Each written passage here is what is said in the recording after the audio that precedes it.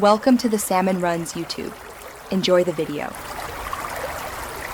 You start by signing into the correct Google account so you retrieve the right contact set.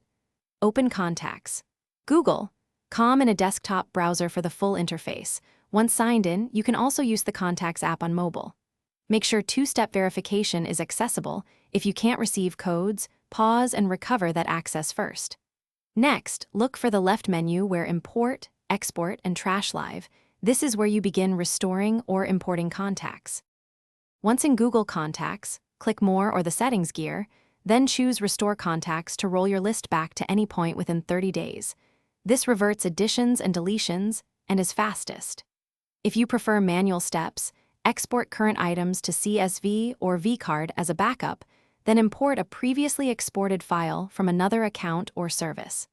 Make sure you pick the correct file format for the destination, and watch for duplicate merging options during import. To finish, review your contact list for duplicates or incorrect merges and use the Merge and Fix tool to tidy entries. Once done, changes sync across devices automatically.